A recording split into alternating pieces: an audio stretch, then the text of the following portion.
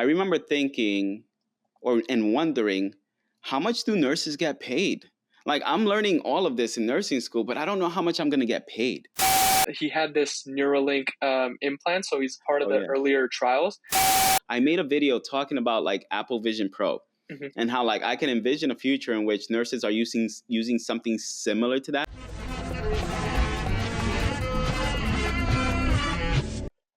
Awesome. Hey, Jason, welcome to the podcast, the Colorful Scrubs podcast. Could you go over a little bit about yourself? Just kind of introduce yourself to the audience. Sure. So my name is Jason. I don't know if you guys know me, but I am a nurse. I'm currently living in California, Sacramento, California, and my wife is also a nurse. Her name is Monica.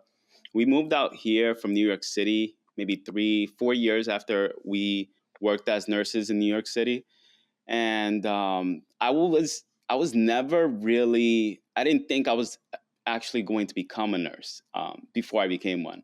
The reason I got into nursing is because I used to work in the finance sector, and I've always been the type of person that wanted to own his own business. Like, that's what I've always wanted to do. But working in the finance sector, if any of you have ever worked there, you would know that it's a type of place, a type of atmosphere that if you can't make the cut, like, you're not meeting the bottom line for the department or the facility or the organization that you work for, then they'll just cut you. And that's what happened to me twice. And the second time that it happened, I couldn't do it anymore. Like, at the time, me and my wife, we had our daughter. She was 3 years old, just about 3 years old or so. And I remember thinking when I left that office that day, because I, along with 50 other employees, got laid off. I remember thinking as I was walking to the park, like, what am I doing with my life? Why is it that, these employers can just get rid of their employees and not think twice about it? And you see it now with tech too. Like, hundreds of thousands of tech employees have gotten laid off just in the last year. So when I thought about that, I thought to myself, I need something that's going to give me more security. So, like, the only thing I could think of at the time was healthcare. And because I had already been taking some prerequisites, like some science courses that I really enjoyed, I thought maybe I can just continue taking these classes and ultimately get into nursing, because I knew that at least I loved psychology and sciences as well as math. Like, I'm obsessed with math, but I just loved learning, honestly. I really did. Any subject you would introduce to me, I would love learning it, because I even took Chinese class when I was taking my prerequisites, just because I wanted to take it. Yeah. So I ended up taking those prerequisite classes, and in one of them, which was not a prerequisite, I ended up getting a C. And I remember going to the chairman's office one time because I wanted to ask him if it was still possible for me to get into the nursing program. And when I walked up to him and I told him what I wanted to do, and I gave him my spiel, and he looked at my grades, he said there would be no chance in the world that I could ever get into a nursing program. And at first, that infuriated me, right? It was infuriating. But I'm always the type of person that I love a challenge. And if someone tells me I can't do something, I am going to find a way to do it. So as soon as I left that office, I called Monica and I told her what happened. And I told her, you know what? I'm not going to let him stop me. I'm going to keep trying. So I remember thinking, okay, maybe I can apply to any school. And the first school that came to mind was NYU. And then when I really thought about it, I'm like, well, I got a C in this class. There's no way NYU is going to accept me. So I threw that one in a bucket, and I said, okay, let me apply to a school that will probably accept me, but has decent passing scores for the NCLEX. And that school happened to be a school located in Long Island, but they had a satellite office in Manhattan when we were still living.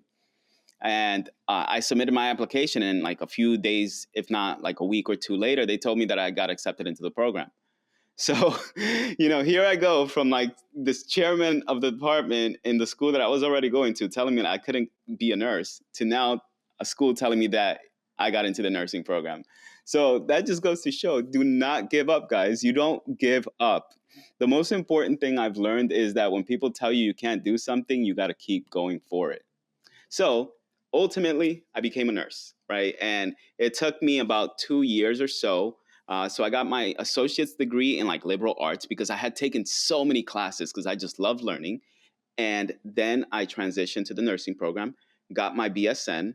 So it all took about like 6 years or so just because I was taking so many classes before I got into the nursing program. And then I started working as a nurse. My wife graduated about a semester after me because we ended up going to the same schools. And we both started working in New York City, and we quickly realized how expensive it was to live in New York City, whether you're a nurse or not. It was just a really expensive place to live. Like maybe 3 years later, 4 years later, I had a coworker of mine who told me, and before him, actually, I had a preceptor. I was teaching a student who was in Columbia University, and she came to the ER as part of her clinical. I was already a nurse and I was teaching students now at this point, right? So she comes to the ER, and I remember one day she brought over some information that she was just like dying to give me. And I didn't know what it was at first. And she said, "Hey, did you know that nurses in California are making like $200,000 a year and they don't even have to work overtime?" At first, I thought she was lying to me. I couldn't believe it because in New York, I'm working my butt off, and at the time, the most I had made was like $106,000 for the year. So, and that was with a lot of overtime. And mind you, I was working in one of the roughest ERs in Manhattan. And you would think it's one of the best because this is in New York City. It was a hospital that's claimed to be the number one hospital in New York and number six in the entire country, which is Columbia Presbyterian. I was working there and I would get assignments of up to 17 patients. Now, if you're a nursing student right now and you're thinking about that, that may That's be the insane. norm in certain places, but there are hospitals that are trying to not go in that direction anymore. So don't be afraid and don't think that that's the norm. It's not.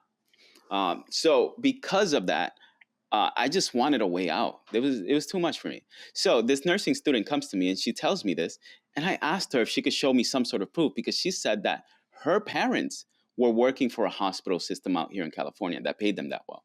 So the next day that I had her, she comes to the hospital with this slip that shows a comparison between Kaiser, which is the hospital that her parents work in. It's called Kaiser Permanente. New York Presbyterian, which is one of the major hospitals in New York, and another one called Mount Sinai, which is another major hospital in New York. These two hospitals in New York are supposed to be the highest paying hospitals in New York State. And I look at the chart and I see that nurses are making like at the higher end of their seniority level, $178,000 without overtime in Kaiser. But in New York, they're making like 105, 110,000.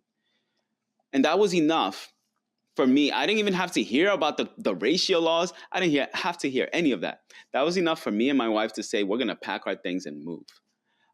So I know this was a really long story, but the whole point of it is that we have so many options as nurses. And initially, when I became a nurse, that was part of the reason why I wanted to become a nurse, is because I knew that there was going to be so many more options for me as a nurse than there would have ever been had I continued to work in the financial sector. Yeah, and like you said, just initially getting into that point, going into college and or getting into nursing school itself, like listening to those counselors, it can really put you down. If nursing is something that you really want to do, like this is coming from me as well. I applied to a lot of colleges. I'm here from Fresno. I live in Fresno, California. I applied to like every single college that was in the vicinity, pretty much, even like colleges that were 45-minute drives out. And I don't know if you know this, but you probably do, but the community colleges have requirements which benefit people who have been working in healthcare because they go off of like a point-based system. And I had pretty much zero prior healthcare experience. I'm only 21, and I had zero prior healthcare experience. I have a CNA license, but not like work experience. So I didn't get much points in their system, but I also got rejected from a school that was GPA based, so which is Fresno State, which is a BSN program. And I was demotivated. I was like, oh wow, this is my last chance to get into nursing school. I'm not gonna make it after this. Like I had like all these thoughts because prior coming out of high school, in 2020, I graduated high school. So coming out of that, I got into CSU Fullerton's direct entry program, which was in LA. And that was during pandemic times. You're paying like absurd amount of money to go there, living in LA as well. It's just it didn't feel like cost beneficial to me compared to like what I was going to be making at the time. I didn't even know about the unions in here in California, so I was like, oh, that's not, this is something that's probably not beneficial for me, my family, going through COVID, paying so much money for online classes. So I decided to forego that. And then 2 years later, I got rejected from all these colleges. I was like, oh, this is it. I'm not going to get in. But then, the next application cycle passed. And the thing with the next application cycle was there's two application cycles for Fresno State, the spring and the fall one. And pretty much the spring one accepts students from like everywhere, but the fall one only accepts people from like Fresno State that go to Fresno State. So it was more beneficial to me, but I remember going over summer, retaking those prereq classes. Couldn't find literally any college that had the classes that I needed, like in the English classes that would be done in time for transcripts to come out. And so I was looking at these random colleges like in Santa Barbara Community College, LA Community College, just to get those prereqs done. And I eventually got them and I was able to get into the program, thankfully. But it just goes to show you can't trust, I mean, you have to trust your own gut instinct. You have to like pursue the counselors yourself. And if someone says something's not possible, you really got to take it into question and, do your own research. And that literally goes with everything. So you said that was one of the driving factors that took you from New York to California. Um, what have you noticed? Like, for the viewers, could you explain what like a nursing union is? Because many people might not be familiar with nursing unions. Yeah, for sure. So if you work for a hospital, you're either represented by a nurses union and or you're not. If you're not represented by a nurses union, you have the ability to bargain your or negotiate your salary. That's because nobody's fighting for you collectively as a collective so that you can get the wage that you think you deserve. So, what that means is you can be working with someone who is making a higher wage than you, and you may not know that because you don't have a union contract to look at to see how much you are supposed to get paid based on your years of experience, the shift that you work, the experience in schooling that you've had, and many other factors. So, as a employee without a union, there's a plus and a minus. There's like pros and cons to this because, and I would say there's more cons, honestly, than there are pros. Because if you look at all of the hospitals across the country that are where nurses are represented by unions, and you watch on the news that this hospital's nurses union just won a historic contract for their nurses. You hear that often, and it's thousands of nurses that are benefiting from this new contract, for example. And let me just say, when you're working for a private organization, a lot of the times what happens is that you get health care, and sometimes you have to pay for this health care out of pocket, or the organization may cover it, but it may not be as great of a healthcare plan as you would have if you were working for a union represented hospital. And I'll give you an example. Like, I have a coworker who used to work for a non-union hospital, and he was paying about $200 or $300 per pay period just for his health insurance, him and his wife. And that was in addition to like all these other fees that they had to deduct, like parking and some other things that he had to get deducted from his pay. So at the end of the paycheck, a lot of the fees were deducted, and his net take home pay was going to be a lot lower than it would have been if he only had one fee to pay for everything, right? So for a union hospital, I'll give you an example for the hospital in New York. When I worked there, we paid about $17, $118 every 2 weeks. And that gave us all of our benefits like health insurance, dental insurance. It gave us the paid sick leave that we accrued, like vacation leave and sick and all those types of leaves. And then it also gave us the college reimbursement. So like if we wanted to go back to school, They gave us tuition reimbursement. So we would get like $16,000 worth of tuition reimbursement. And all of that we were able to get because the union collectively bargained for it. Right. So we only have to pay our union dues in order to make sure we continue getting those benefits. Whereas with the private organization, there are no union dues, but you're still paying out of pocket for all of these individual things. Right. And then again, when it comes to pay transparency, because that's what I'm all about, when you're working for a union, you can all see what each other's getting paid, as opposed to a private organization. You can't see what other people are getting paid. And I think, at least this is from my research, there still needs to be more data on it. But I made a video about this yesterday actually, where they talked about pay transparency. In my opinion, nurses who belong to a nurses union, those hospitals do get paid more overall. Because you look at hospitals out here in California that have those unions, Stanford Hospital nurses. Let me see if I can just show you real quick.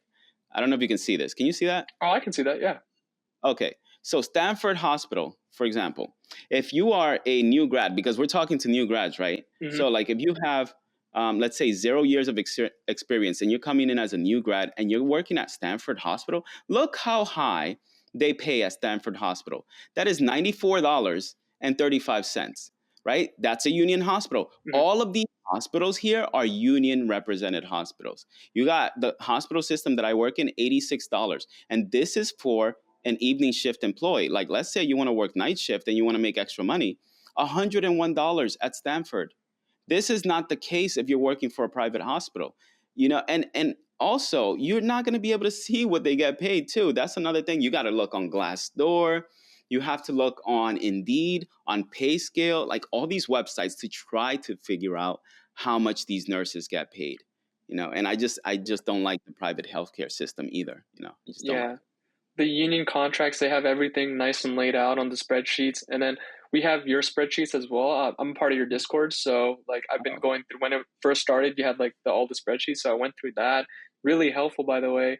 And especially what I've noticed here in Fresno, we have one hospital, Kaiser here, but that's the only hospital as south as it goes, which is a part of the same union that you guys are in, the Northern California Union, the CNU, I believe.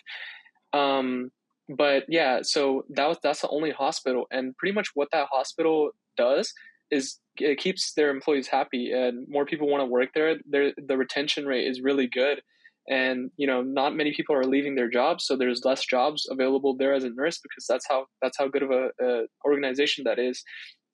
And not to diss any other organization that's in California or in Fresno, because I worked at those other organizations. I don't want to like throw any shade there, but yeah, when you have these hospitals that prioritize like safe patient ratios and stuff like that, it really makes you appreciate, the unions.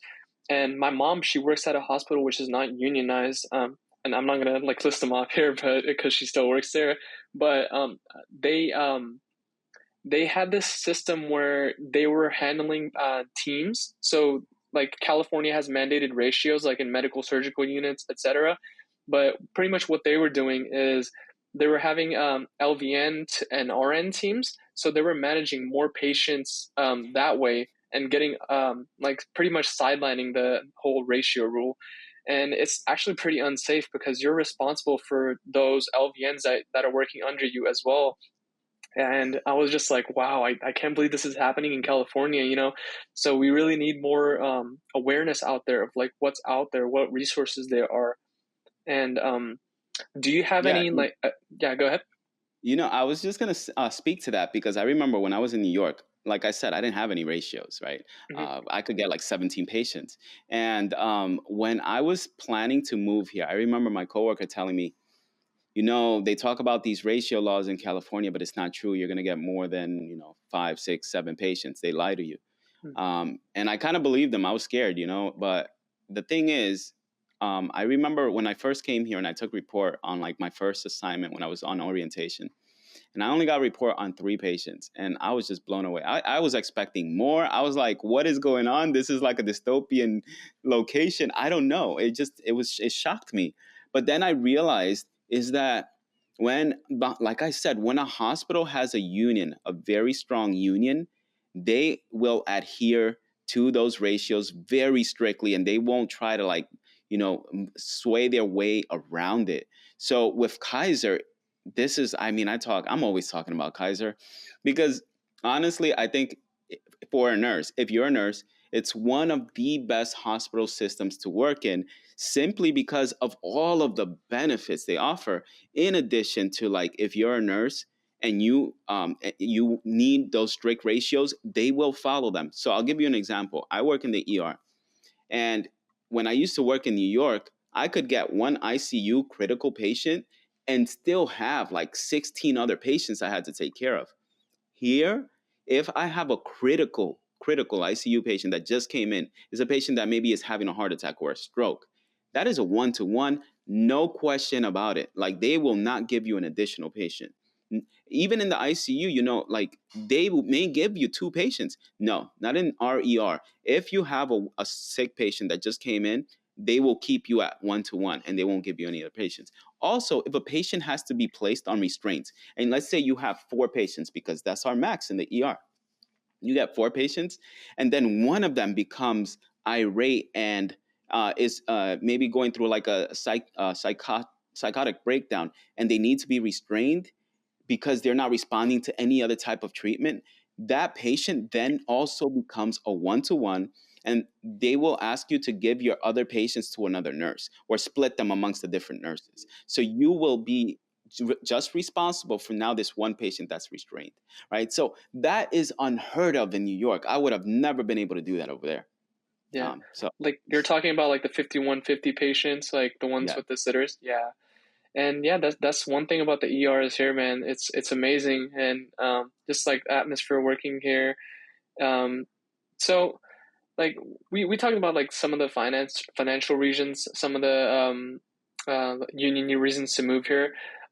Is there anything else that like the unions have provided besides like the benefits and the pay transparency? Because that's like a huge thing already, you know. So like, is there anything else that the unions that you can think of like that have a leg up over other organizations here in California? Yeah, absolutely. And this can be, you can look at this as a pro or a con, depending Hmm. on who you are, right? Hmm. Because unions, what they do is also, if like you get called upon by your manager for, some reason, maybe you made a mistake while you were medicating a patient, or maybe a patient fell under your watch, or maybe you delayed giving medication to a patient because you were busy doing something else. And then the manager, or maybe you ended up going to work late because you overslept, right? So whatever the case may be, your manager may have to bring you into the office and speak with you. When you have a union, they represent you. So the manager cannot speak with you unless your union rep is with you. That is cool because it really feels like you have someone who's there who knows the contract from front to back and will make sure that the manager is following the policy as strictly as possible and not going to penalize you for something that you might have been able to fix. So like if you require mediation or if you need some sort of like additional support and they haven't provided it to you, that union rep will be there to recommend those things for you on your behalf. And they will make sure that they know what you have to say or what you can say to your manager without you getting into more trouble. Right. And if you work for a private organization, you have no one to represent you. You're there, a manager calls you into the office, you're representing yourself, right? You may know the rules in your organization or you may not, but you're going in there blind, honestly, because you don't know what you're coming into and you don't know how to respond to it, right? So yeah, and there's just okay. So the other end of the spectrum, I would say, is this could be a con if you have an employee in the organization who is a bully in the department, who, when you come into work, they bully every single person they come into contact with. They make people feel like they don't want to be there anymore. Those are the type of people that are going to be hard to get rid of in a union because the union reps will fight for everyone, regardless of the reason. Mm, Right. So, yeah. yeah. And there's something to say about that as well. I feel like the argument that most hospitals in my area use for not like unionizing the nurses is that they can like match the benefits. I mean, they obviously can't match the pay, but they can match the other benefits like the staffing, the ratios, etc. And that's a lot of that is thanks to the unions because they push that towards like the government, the California, like our local governments and stuff. But man, oh, those unions, they're, I mean, it's the spreadsheets that you mentioned, like everything, all the benefits that's included. I know some hospitals that I went to, they argue that they don't need to unionize because they have their own, they match what the unions do, and they're under a microscope on that level to like do the right thing. And I'm just like, if that's the case, why not just unionize? It's again, it just all Well, goes think back. about it like this. I always think about it as if I were the employer. Mhm. What would I not want my employees to do if I want to make sure I make the most amount of money and also my shareholders make the most amount of money? Yeah, And exactly. I would not want my employees to unionize because then they're all going to come after me asking for better benefits, better wages. It just makes sense, right? So Yeah. obviously you're going to say don't unionize. So I've been making these videos on YouTube for a while now, and I see a lot of people in the comments say, "Oh, nurses are the ones that are like draining this hospital system," but they don't realize that we have so many flaws in the the healthcare industry, including pharmaceuticals. Like the cost of drugs is insane. I've seen comparisons of like some drugs like cancer drugs, for example, that may cost somebody like $30,000 a month, minimum $30,000 a month. And then there are people who are paying for insulin that have to pay thousands of dollars per month. And you think about how many people with diabetes we have in this country. Like this is like what the amount of money that we incur on the system as nurses is minuscule compared to like the pharmaceutical industry and many other sectors of the healthcare industry. So I'm just, Yeah, yeah, and it just goes to show like the costs are going to continue to increase. Like you said, like nurses aren't replaceable, so like we're not replaceable with AI, cheaper labor. That's not possible. For yeah, nurses, we do like this complex level of thinking that requires like input, and like not even that, the emotional input that it requires. I just got done watching a podcast earlier. It was a gentleman named Nolan, and it was a yeah. Joe Rogan podcast. And apparently, he had this Neuralink implant, so he's part of Oh the yeah, earlier trials. And I was just looking through that. I was like, wow, that's incredible that they're providing this like, and it's they're providing that resource for like zero, like probably like free, zero to free because it's like trial run. But it's just amazing like the technology that's coming out, but you just got to also think like, oh wow, what's the price going to be when this is like fully commercialized, like mass produced. And like even in pharmacology, like they've been talking about there's generic and brand name drugs, and so like providers would often like prescribe drugs that are like they're chemically the same, but they're just under a different brand name, just like reduce costs. But like, how much can providers really do, and in the overall scheme of things, because they're still going to continue to make those profit as like big pharma, and it's just not gonna like go away. It's just a problem that they're like pushing forward. But yeah, yeah. so But kind of just speaking yeah. of AI though, like one thing that I've always done, and this is, I guess, this just comes from me being jaded after getting laid off, is that I always think about what I always try to think ahead of my employers.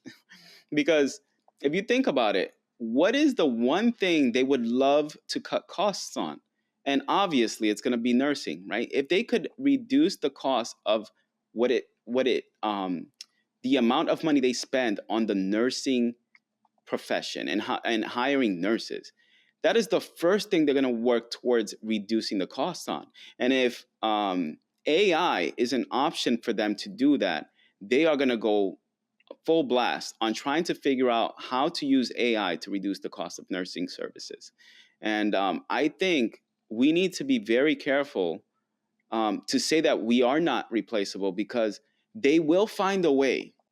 They will. And you know what, though? I also do say that if I were a patient, I myself would not want to be treated by an AI nurse or an AI person, right?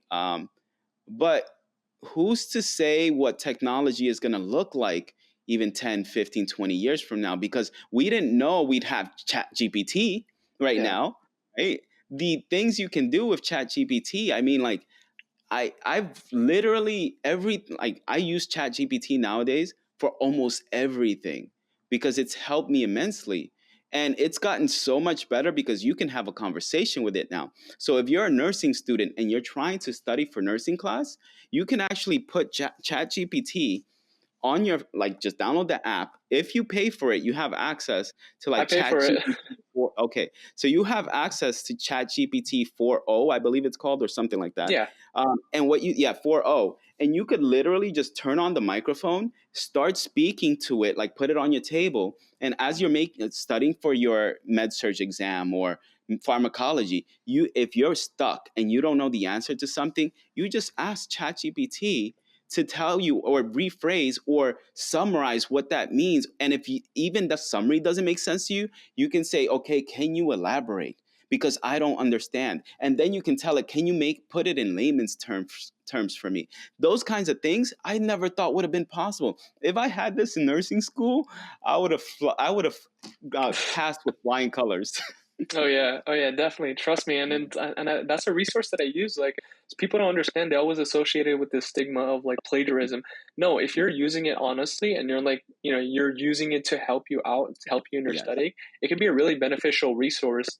And also, not only that, what you mentioned, it can also, like, if you're uploading PDFs, if you're uploading large amounts of text, it can also analyze that for you. So like, you can pretty much like have it like, go over your notes, be like, where's my gaps at, and then it'll fill in information for you. It'll like literally get sources, and it'll fill in information for you to study, like, just to see what parts that you missed out on. It's amazing, man. And I always tell everyone, like, there's ways of using it, and I've used it for graphic design as well, and like sometimes because I do a lot of like thumbnail video editing, stuff like that. And so, man, it's just such a good resource. Like, we're like, looking at the future, this is partly some of the stuff that I imagine. I mean, I imagine it being way more like futuristic, different, but the direction we're heading in is like, it's interesting. It's interesting to say the least.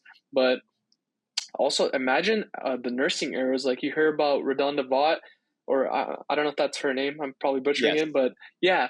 And so, like, look at her. Like, look at the nursing mistakes in the future that could be prevented. Like, with something like Neuralink. Like, if nurses decide to get Neuralink, and there's no forget about the med math calculations. Forget about all of that. It's gonna be right there in your head.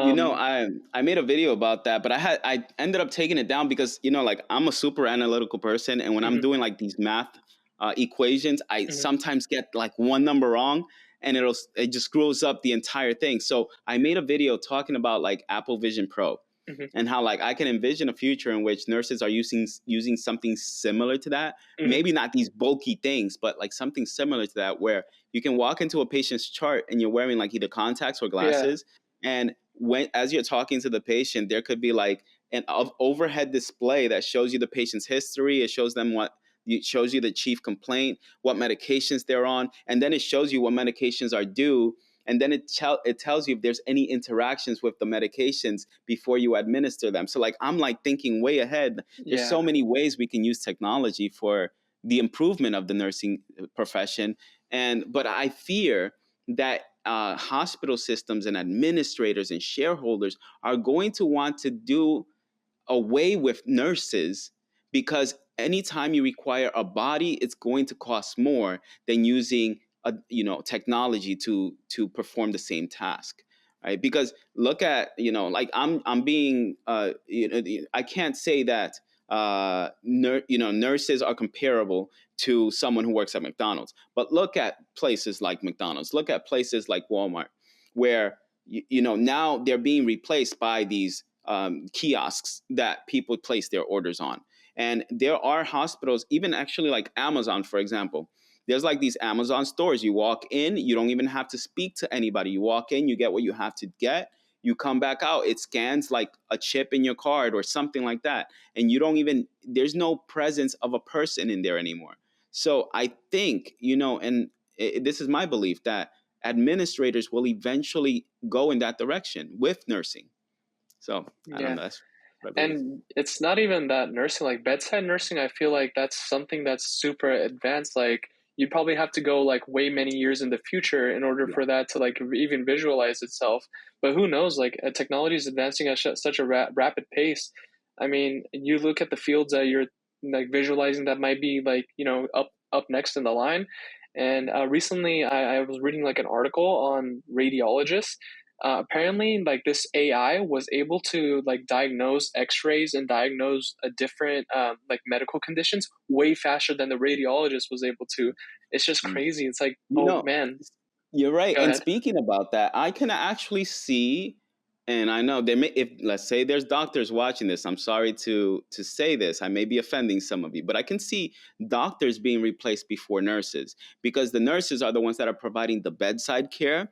We're the ones turning the patients, cleaning them up, making sure they don't develop pressure ulcers, Mhm. and we're doing all of these manual labor type of jobs. Whereas, like as let's say a surgeon, for example, you can have a robot performing surgery now, and if you train the robot well enough, especially with AI, that robot could then perform the surgery for the surgeon, in place of the surgeon. But that's just an example, and there's many different things that, like even orthopedic surgeries, can be performed by a robot if you train them well enough. And with, again, because these are AI models, these are artificial intelligence, and all you got to do is just feed it tons of information, and the more information you feed it, the faster and the more it's going to learn. That's why Chat GPT is it's actually, the level of sophistication has improved so dramatically just in such a short span of time, is because the more that people use it, the faster it gets at responding and the smarter it gets at responding. So that, I think, will happen with the medical profession as well, probably sooner than the nursing profession. Yeah. I like to think of it as like ChatGPT is going through phases. Like, so first it started off in elementary school, now it's in high school, and Mm. eventually it's going to go to college and graduate, and that's when it's going to get its like PhD in something. Oh yeah. So it's just going to be insane what's going to happen with that. And yeah, just going into the different fields, like with AI, it's just my friends in CRNA school here in Fresno, and they're apparently training them by using, or they're using anatomy classes, and they're using the, I wonder if it's the Oculus or the Apple, but they're Yeah. using like the 3D model to like go through and like learn that way. That's a great way to learn. Yeah. But on the other Yeah. hand, you're looking at that same thing that's helping you out in the future. It could like overtake your job. Like in terms of anesthesia, I'm like, most people probably don't want like people like or robots to handle their, when they go to sleep and when they wake up again. So that's like the line that's stopping AI from like crossing over. And hopefully, like, because nurses are, man, the nurses are so good with unions. It's like we bring this up to Congress, like we bring up politicians into this, and like, make that barrier between AI and our jobs, because it's not only the jobs, it's safety. Like it's one big thing away, or it's one incident away from like being canceled. Yeah. If you look at, even if you look at like nuclear energy, like America is really like hesitant on nuclear energy because of the stigma of like the Japan incidents that were in the past. So, but yeah, go ahead. Yeah, no, I was gonna say, I feel like as nurses, what we should do is probably embrace technology instead of try to block its development, and pause its development. Because if we can embrace it, this is why, like at one point, I was actually trying to learn how to use Python because I've noticed I like to automate a lot of things in my life. But if you can learn about technology, I think you can, as a nurse, you have a leg up against the competition, because now that you're technologically savvy as well as a nurse, then you can come in and you can model some of the things that are beneficial for the future generation of nurses, right? So I Yeah. think we need to start learning more about technology and how to embrace it, and teaching ourselves, and how to apply it to the nursing profession. Yeah, and like Jason, like what you've been doing with all your work outside of nursing, with your YouTube channel, with your podcast, with like your Discord and everything, it should really go as like a monument to nurses to like not only just expand in their field, but to look into different avenues, build different streams of income, because you never really know in the future. I know there's a fire movement going on, and you're a part of it. And I just have like a hard time going over stuff because I watch your YouTube videos so much. So I'm like, oh, what have I covered, and like what I should ask. But yeah, that financial aspect of it. So I heard you recently started a course. Could you go into more detail about that? I know like you've been really transparent on the finances. Like, what made you like start the course? Like, how you are where you are right now? I think part of the reason why I wanted to not just start the course, before I even started the course, the reason I started the YouTube channel was because when I was a nursing student, I remember thinking and wondering, how much do nurses get paid? Like, I'm learning all of this in nursing school, but I don't know how much I'm going to get paid. Like, the nurses, the professors don't talk about that. Actually, it's very stigmatized. Like, it's taboo to even talk about that, because as nurses, the only thing we should care about is patient care. And the patient is, it's patient centered care that we provide. But we also have to provide for our families, right? We have to provide for ourselves. Like, at the end of the day, if we aren't collecting a salary, how are we even supposed to provide for our patients? If we can't, if we are unhealthy because we aren't taking care of ourselves, because we're living in the streets, because we can't feed ourselves, because we can't take care of our health, like, how can that make us good nurses? It can't. So when I was in nursing school, I remember thinking, I would love it if someone talked to us in nursing school about how, what the options are for us after we leave nursing school and how we can get to those places. Like, if we wanted one career option, I'd like to know, how much could I make in that career, in that specialty, right? Because, like, I've interviewed nurses that are flight nurses.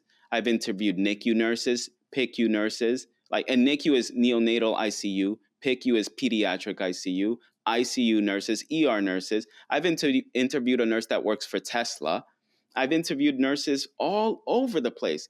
And what I love to do is show all of you, not just nursing students, but everybody, every nurse across the country, that it's possible to work somewhere away from the bedside or at the bedside, but you can also know how much that would pay you. That has always been my aim. And then when we moved out here to California, we this opened up a whole new world for us, something that we never thought was possible for nurses, having great nurse to patient ratios, having amazing overtime laws, because the overtime laws in California don't exist outside of California. If you work more than 8 hours, you get paid time and a half here. That doesn't happen anywhere else. If you work more than 12 hours, you get paid double time. Most other states, you have to work 40 hours or more in order to get paid time and a half. So when I saw all those things, and then I saw that we could get paid over $200,000 and not even have to pick up overtime, I thought, "Oh, I'm going to start talking about it on YouTube." And that's what I did. For 3 years, I spoke about it. I have so many videos on my channel. I have videos to show people how to get a job in the hospital system that I work in, like step by step, what you need to do. I even showed like the emails that I sent, the thank you letters that I sent to the nurse recruiters and managers back when I applied and I had my interview. I showed like some proof of some of the emails that I had in the email exchanges, all of that. Like, I've always wanted to be as transparent as possible, because I don't want people to think that I'm lying about it. If I can be as transparent as possible, even when we're not doing so well, because I show the times that my wife and I are failing at things. And I do that because I want people to know that I'm honest. I'm not just going to show you the wins, because that's what a lot of people do on social media. They want you to know how much money they're making, but they don't show you how much money they're not making. Right. Yeah, So I've always tried to be as transparent as possible. And in doing that, I've over like the last 3 years, I could not stop getting questions and comments from our viewers asking us if we could provide a higher level of support and create some sort of mentorship program to show people who live out of state or even within the state of California but are getting paid very little, how to make more than what they are currently making. And specifically for the nurses that are living out of state, I show them, me and my wife do, we show them how to move to California and get licensed in California, make more money here than they would have ever been able to make anywhere else. And I just want to also preface this with the fact that if you are a new grad in California or you're a nursing student, I don't want you to think that just because someone is coming from out of state, you are not going to be able to get a job. In fact, so the majority of new grads in California, this has historically been the case. It takes about 3 months for about 68% of new grads to get a job. So if you've been waiting 3 months or 2 months, let's say 2 months, and you haven't gotten a job, please don't blame it on me. This is just the facts. This is how it is in California.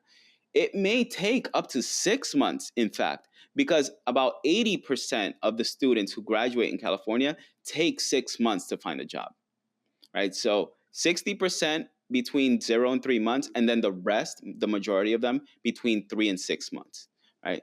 So, yeah, so that was the goal with this community. And in this community that we created, this mentorship program, I give you a step by step because not only are we making more money, you have to use that money wisely. There are so many nurses that I work with, not just here in California, but everywhere, who make hundreds of thousands of dollars. And at the end of the day, they don't know where their money went. They are living paycheck to paycheck and they're always broke. And you know what happens when you're living paycheck to paycheck? You then have to come to work and pick up extra hours so you can pay for your living expenses or those things that you want, not the things that you need. Right? So so part of that course is, like I said, getting you over here or to the part of California that's going to pay you the most with the least cost of living, because I don't want you to spend your entire salary on your cost of living. Because if you're able to spend less on your cost of living and make more, you have more money left over to enjoy the things that you want to do, but most importantly, to invest that money and pay off your student loans. Because Monica and I had $128,000 of debt when, like, while we were living in California. We accrued all of that through nursing school. We made some poor financial decisions, like we bought a car. It was like $76,000 because I thought, we're nurses now, we're making a lot of money, let's just spend it.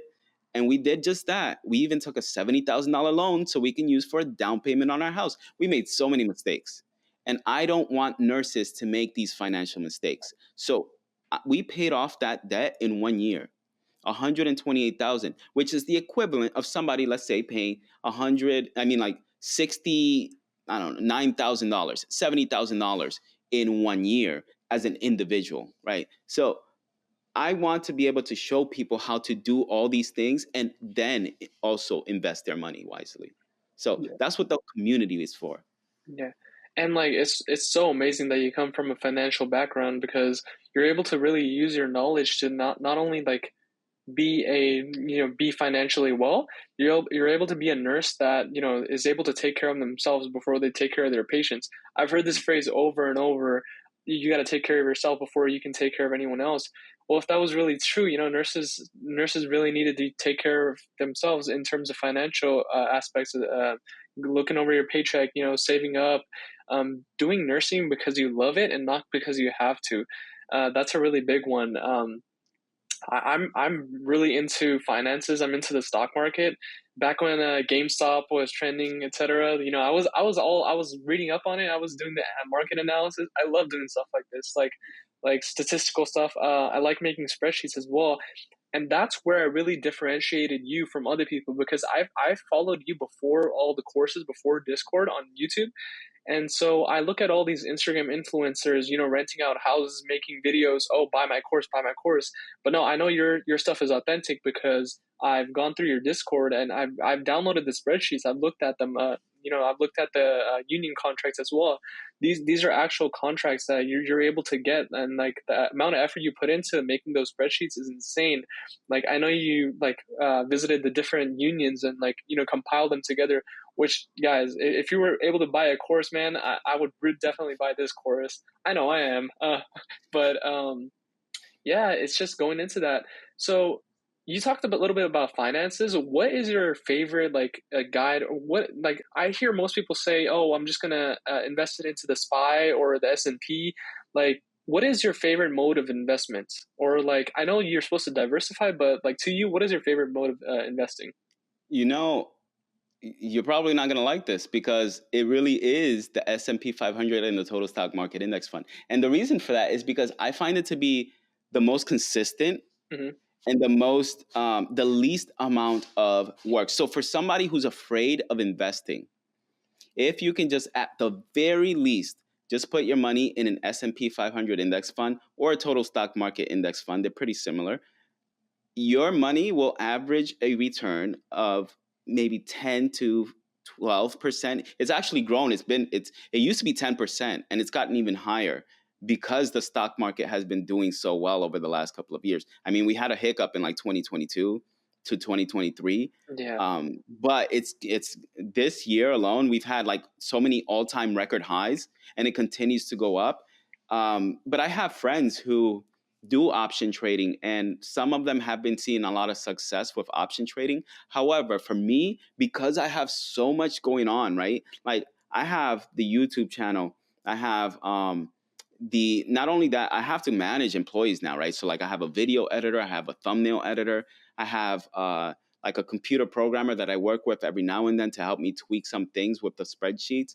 And then I have a virtual assistant that I was working with previously. I'm not working with her anymore because it was just not the tasks that I needed her to do are no longer necessary. But then also, in addition to that, I have a wife, I have two kids, I have a job still, I'm a nurse, and I'm trying to run all these other social media platforms. In addition to that, I have to manage my website, and I'm running this community not only on Discord, but I'm also running the community on our course, on our mentorship program now, right? So, like just the other day, our group members asked if I could give them like the top things to do or see in the Sacramento area for not just families with kids, but for single people. So I literally, me and Monica, we spent the entire day, like last 2 3 days, just writing up all of the places we've been to, and I had to turn it into an ebook because I want to make sure that I can deliver what our audience is asking for. And in addition to that, I have live streams every single Friday, every single Wednesday. I have to post a video every single Sunday, and I have coaching calls every other week, Oh right? man. Like twice a week. Yeah. But man, you must love doing that stuff because like I feel like you wouldn't be doing it otherwise, you know? Yeah, yeah, And that's true. some people like they're like, oh, I can really get into options trading and I can make more money doing it that way. I think it's the time spent versus the amount of money you can make that you really have to analyze because you could really be using that like mind space to accrue more income and like put it into a fund that you know is solid like the SPY or the S&P. And yeah, it's about diversifying, not having all your eggs in one basket. Again, people learned that from the 2008 like crisis, like the one you were mentioning earlier on in the video. But yeah, I've been telling my mom this. Like I've been guiding her in terms of investments.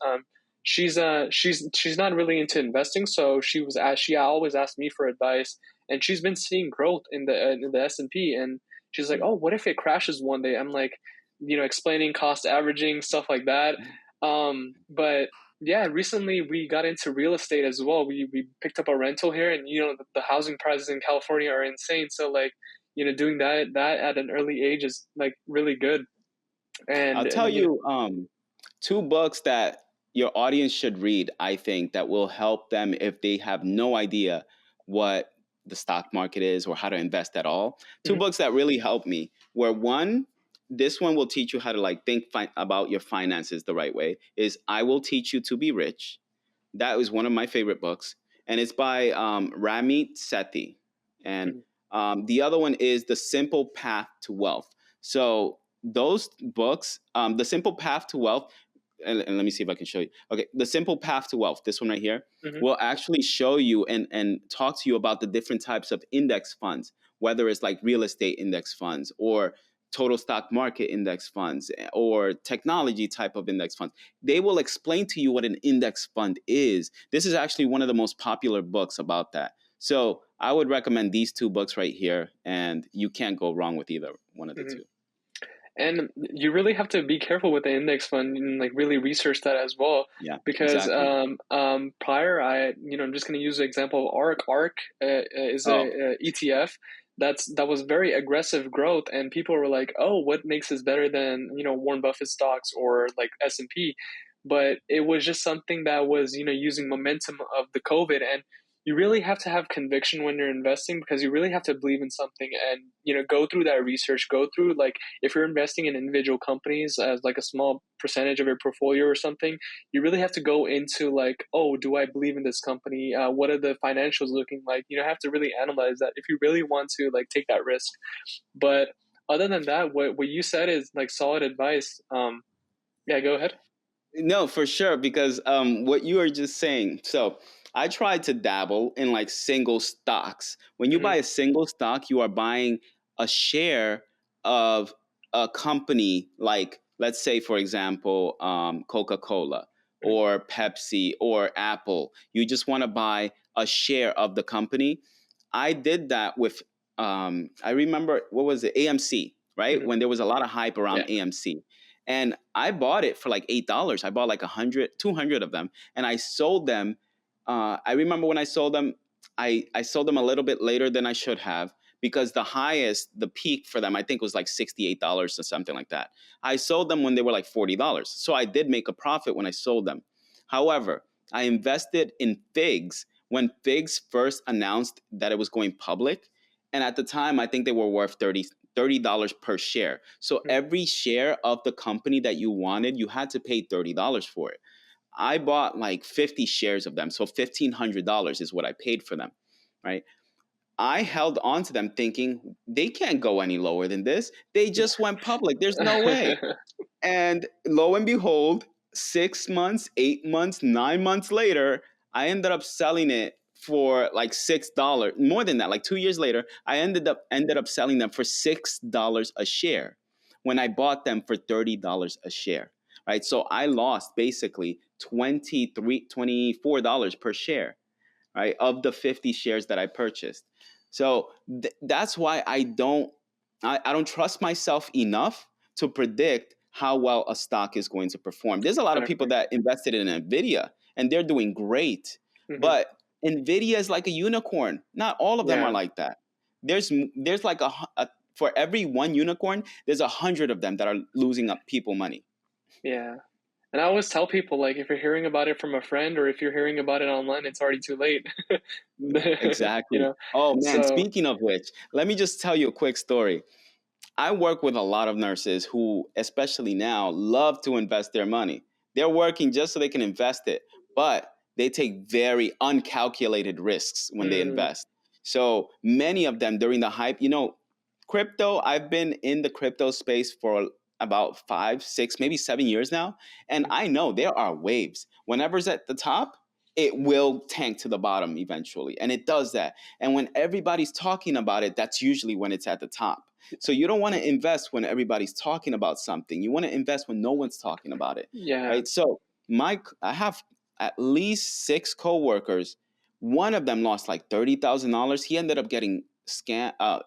So it's not scam necessarily. He got fished. So phishing is when someone sends you a link in your email Hmm. asking you to, like, let's say, log in to a website that you think you recognize, but it's actually not the real website. It's just like somebody copied the look of the website. You log in with your credentials. Now they know your password, your username, and they can log into the actual website and steal anything you have in it.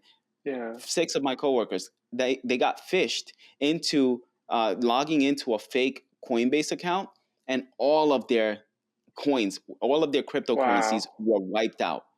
That tens of thousands, some of them hundreds of thousands of dollars were lost. So I can't That's I can't do that to myself. that's crazy because crypto is decentralized, so it's untraceable as well. Like they could Yeah. be in like Romania for all we know. You know what though? You'd be surprised. There are some ways that the FBI has figured out around it. Yeah, it's not as decentralized Mm, as you think. There wow. was this one guy who stole billions, I think it was billions of dollars. I forgot his name. Billions of dollars in cryptocurrency. And they found him. They found him. Oh They found wow. traces of him. Yeah, they were able to find him. Yeah, man, So that's crazy. I know. No, I but know. like if you're advertising something's decentralized, these criminals are like, oh man, Yeah. but that one incident really puts them on their toes. It's not Yeah. really decentralized. Yeah. No, But if the FBI wants your data, they will find it. exactly, exactly. And yeah, that just goes with all the investments. You have to be careful, be on your toes about that. And yeah, is there anything else you would like to add? Yeah. No. I think as you're still in nursing school, right? Or did you graduate? No, I'm still in nursing school. I'm in my fourth Okay. semester, and I graduate next May. Okay. And So I for currently all of work you, as well. Oh, go ahead. oh man, you're doing a lot, huh? Yeah. No, I work in the PICU as an extern, so I only work Oh, that's two good. shifts per pay period. So it's not that Wow. much. Yeah. Yeah. Okay. So what I was gonna say is, if you are currently in nursing school, I want you all to get a job after you graduate. I don't want there to be much of a delay. So, what you should be doing before you even start looking for a job is make sure you make those connections with people who are your instructors, who are your professors, because they themselves have connections to hospitals and institutions that you may be able to get a job in as soon as you graduate. And another thing that you should be doing is, if you have time, if you can, see if you can volunteer at a hospital that you want to work in or get a job. I just spoke with somebody who told me that he worked as a housekeeper in the facility he ended up ultimately getting hired in as a nurse. So, if you can get into a hospital one way or another, whether that's volunteering or getting a job, it doesn't matter. You don't have to get a job as a CNA or anything like that. Just get a job in the hospital that you might want to work in, and you'll have an easier time getting in there as a new grad. So Yeah. that's all I guess Yeah. that's pretty much all I have to say. Yeah. Thank you so much. That's pretty much all I had to say as well. And it was such a great podcast. Thank you for coming on. Yeah, of course, man. If you ever need anything else, just let me know.